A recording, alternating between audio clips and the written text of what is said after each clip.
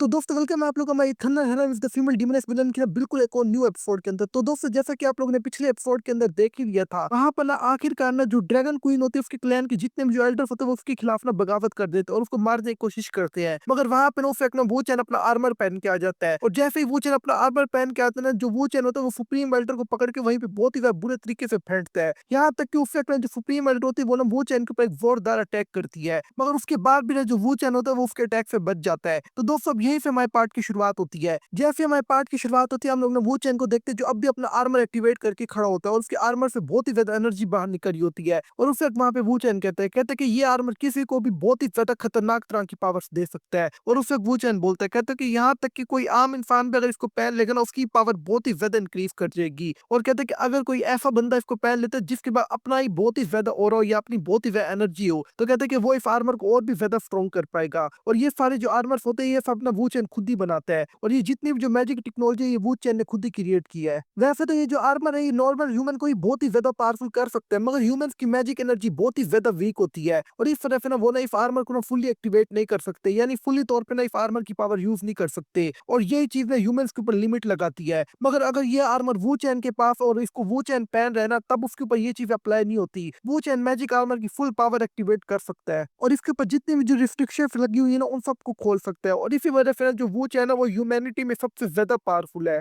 अब ये देख के वहां पे जितने भी जो एल्डर्स होते हैं वो सब बहुत ही ज्यादा शौक हो जाते हैं और वो कहते हैं कि ऐसा नहीं हो सकता। यहाँ तक कि ये आर्मर इतने ज्यादा स्ट्रॉन्ग है कि डिमंस के साथ भी मुकाबला कर सकते हैं। और उसे वहां पे वो एल्डर बोलते हैं, कहते हैं कि ऐसा कैसे हो सकता है। इसने हमारे क्लैन की सबसे ज्यादा पावरफुल एल्डर्स को ना 2-3 पंच के अंदर ही पकड़ के ठंडा कर दिया और उसको बिल्कुल ऐसे रख दिया कि जैसे वो किसी काम की नहीं है। कहते हैं कि वाकई में ये लड़का बहुत ही ज्यादा पावरफुल है, ये जितना दिखता नहीं उससे ज्यादा है। और उसे वहां पे दूसरी एल्डर कहती है, कहते हैं कि लगता है कि मुझे अपनी आंखों से धोखा हो रहा है, ऐसे कैसे हो सकता है। और इस टाइम ना हम लोग ना वो चैन को देखते हैं जो अब भी खड़ा होता है और इस टाइम ना जो ग्रेट एल्डर होते हैं वो बहुत ही ज्यादा बुरे तरीके से हार के नीचे गिरी हुई होती है और वो कहती है, कहती है कि ऐसा कैसे हो सकता है, ये मैजिक टेक्नोलॉजी तो बहुत ही ज्यादा पावरफुल है। लेकिन उससे एक ना वहां पे ना वो जो रेड ड्रैगन होती है वो ना सीधा वो चैन के पीछे आ जाती है और फिर वो कहते हैं कि ह्यूमन मुझे तुमसे एक चीज कंफर्म करनी है। और फिर वो रेड ड्रैगन कहती है कि मैं असल में ना कर्मफंड ड्रैगन हूँ और कहती है कि इसके अलावा मुझे तुम ये बताओ कि अगर हम लोग इस मैजिक टेक्नोलॉजी का यूज करें क्या हम तुम्हारी तरह पावरफुल हो सकते हैं। ये सुन के उसे वो चैन कहता है कि नहीं, तुम मेरे बराबर तो पावरफुल नहीं हो सकते। कहते हैं कि मगर इतने पावरफुल जरूर हो जाओगे कि तुम्हारे क्लैन की जो ग्रेट एल्डर है ना तुम इससे भी ज्यादा पावरफुल हो सकते हो। कहते हैं कि और ये अगर टेक्नोलॉजी हर एक ड्रैगन को दे दी जाए ना तो कहते हैं कि वो हर एक ड्रैगन ना तुम्हारे क्लैन की ग्रेट एल्डर से ज्यादा पावरफुल होगा। कहते हैं कि ह्यूमंस के पास ना जो असल में मैजिक पावर होती है वो कम होती है। कहते हैं कि मगर ड्रैगन और बाकी की जो स्पीशीज है इनके पास मैजिक पावर बहुत ही ज्यादा स्ट्रॉन्ग होती है। कहते हैं कि इस वजह से ये आर्मर की बहुत ही ज्यादा पावर यूज कर सकते हैं। और उससे वो बोलते हैं, कहते हैं कि भाई मुझे भी ये चाहिए, लेकिन उससे अपना एक तलवार आती है जो सीधा उसके पेट के अंदर घुस जाती है। और हम लोग ना पीछे एक और एल्डर को देखते हैं और उससे एक ना वो एल्डर कहता है कि मुझे लगता है कि अब हमें तुम्हारी भी कोई जरूरत नहीं है। और उससे एक ना वो ना अपनी तलवार निकाल लेता है और उससे एक ना वहां पे ना वो जो कर्मफ्रंट ड्रैगन होती है वो नीचे गिर जाती है। ये देख के ना उससे ग्लूली कहती है कि तुम्हारी इतनी हिम्मत, तुमने कर्मफ्रंट ड्रैगन पे अटैक करने की हिम्मत की है। कहते हैं कि यहाँ तक कि तुम लोग तो अपने खुद के बंदों के ऊपर भी अटैक कर रहे हो। ये सुन के उससे वो एल्डर कहता है, कहते तुम्हें क्या लगता है कि अब मैं ड्रैगन्स की तरफ हूँ, कहते हैं कि अब मैं डीमंस की तरफ हूँ। और कहते हैं कि डीमंस ने हम लोग को बहुत ही ज्यादा पावरफुल पावर दी है और कहते हैं कि मेरा मास्टर इस टाइम पे और ही है। और उससे एक नाम लोग ने पीछे फिर डार्क एनर्जी को निकलते हुए देखते हैं और हम लोग को पता चलता है पीछे जो दूसरा एल्डर खड़ा होता है वो भी असल में डीमंस के साथ मिल चुका होता है। और फिर वो एल्डर कहते हैं कि हम लोग ना अब डीमनस के साथ है, तो इसका मतलब है कि हम लोगों ने तुम्हारे साथ गद्दारी की है। और कहते हैं कि वो जो डीमनस है वो कोई नॉर्मल भी नहीं बल्कि डीमनस ऑफ बिट्रायल है जो बहुत ही ज्यादा स्ट्रॉन्ग डीमनस है। ये सुन के उससे ग्लूली गुस्से में कहती है कि ओ तो उसके पीछे तुमने अपने क्लैन के साथ गद्दारी की है। तो कहते हैं कि इस सब की असल जड़ डीमन ऑफ बिट्रायल है। और फिर लूली बोलते कहते तुमने अपने आप को और अपने क्लैन की इज्जत को ना डीमनस ऑफ बिट्रायल के हाथों बेच दिए पकड़ के। तो कहते हैं कि अब मैं तुम्हें बिल्कुल नहीं छोड़ूंगी। और ये कहने के बाद ना उससे अपना लूली उन पे अटैक करने के लिए आगे बढ़ जाती है। उससे अपना जो वो चैन होता है वो वहां उसको रोकने की कोशिश करता है और वो चैन कहता है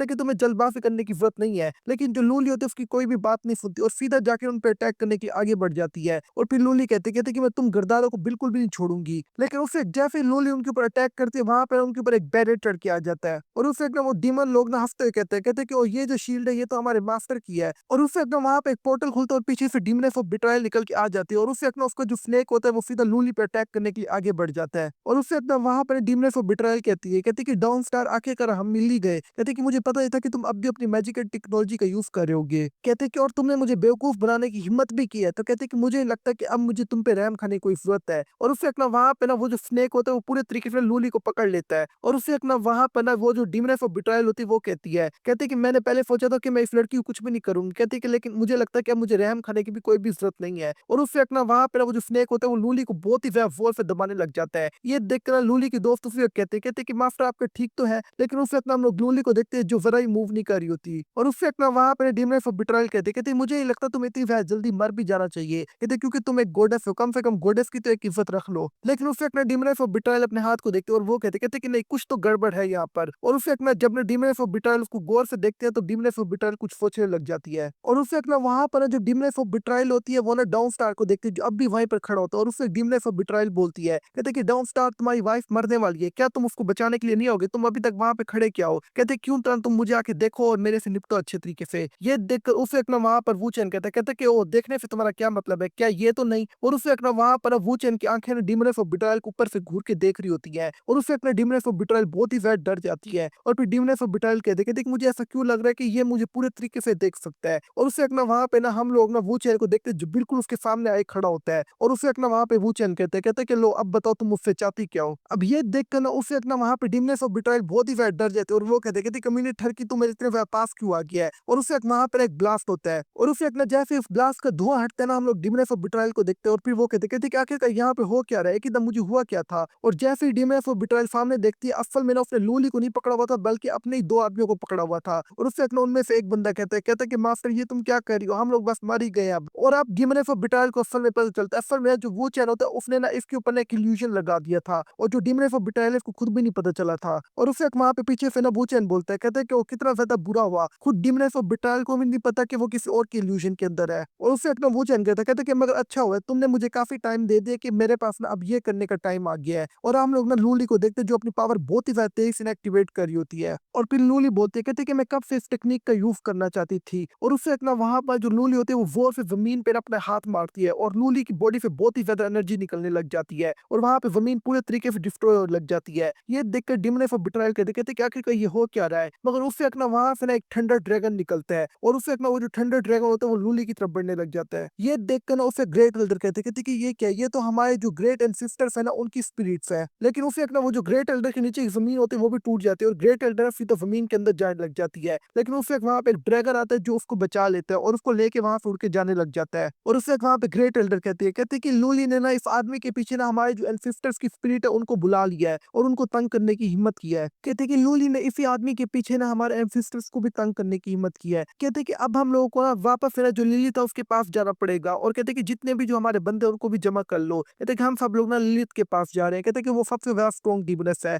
अब वो इस आदमी का बंदोबस्त कोई ना कोई करेगी। और उसे एक ना वहां पर ना हम लोग लूली को देखते हैं जो अब भी बहुत ही ज्यादा एनर्जी को इकट्ठा कर रही होती है और वहां पर वो जो थंडर ड्रैगन होती है ना उसकी जो स्पिरिट होती है वो सीधा लूली की तरफ बढ़ने लग जाती है। और फिर लूली कहते कि मेरे क्लैन के एंसेस्टर्स मुझे अपनी पावर दो ताकि मैं डीमन ऑफ बिट्रायल से लड़ सकूं और अपने क्लैन को आज प्रोटेक्ट कर पाऊं। और उसे अपना वहां पर ना जो लूली होती है उसकी बॉडी में बहुत ही ज्यादा एनर्जी फ्लो होने लग जाती है और उसे वहां पे लूली कहते कि लगता है कि आज मैं ना ये पावर एक्टिवेट कर ही पाऊंगी और कहते कि ये मुझे पावर आज मिल ही जाएगी। और उसे एक ना वहां पर उसकी दोस्त कहती है कहते कि लॉर्ड लूली आपकी जो पावर है वो तो बहुत ही ज्यादा तेज से बढ़ी है। कहते कि और ये बहुत ही ज्यादा नामुमकिन है। और उसे एक ना हम लोग ना लूली को देखते हैं जो आखिरकार ना ट्रू फॉर्म के अंदर आ जाती है और इस ट्रू फॉर्म का नाम होता है एनसिस्टर ट्रू ड्रैगन लूली। और इस वक्त ना दोस्तों ये जो लूली होती है ये इसकी बहुत ही ज्यादा पावरफुल फॉर्म होती है और किसी भी ड्रैगन के लिए ना इस फॉर्म पे जाना बहुत ही ज्यादा मुश्किल है बल्कि नामुमकिन की बात होती है। और लूली ऐसी पहली ड्रैगन बनती है अब तक शायद ऐसी पहली ड्रैगन है, शायद एशियन टाइम में ऐसे कई ड्रैगन जो इस फॉर्म तक आए हैं मगर इतने कई ज्यादा लंबे सालों बाद लूली ऐसी पहली ड्रैगन बनी जो इस फॉर्म में आ पाई है। और इस फॉर्म में ना जो किसी भी ड्रैगन है ना उसकी हर पावर बहुत ही ज्यादा इंक्रीज कर जाती है। और दोस्तों यहीं पर इसका ये वाला पार्ट खत्म हो जाता है। मैं इसका कोशिश करूंगा नेक्स्ट पार्ट भी जल्द से जल्द ले आऊं। और दोस्तों अगर अभी तक आप लोगों ने पिछले पार्ट देखा पूरी प्लेलिस्ट में इसी वीडियो के एंड स्क्रीन पे लगा दूं, आप लोग सारे इसके पिछले पार्ट भी देख सकते हो। तो दोस्तों मैं मिलता हूं आप लोगों से बिल्कुल एक और न्यू वीडियो के अंदर, तब तक के लिए आप लोग अपना अच्छे से ख्याल रखना।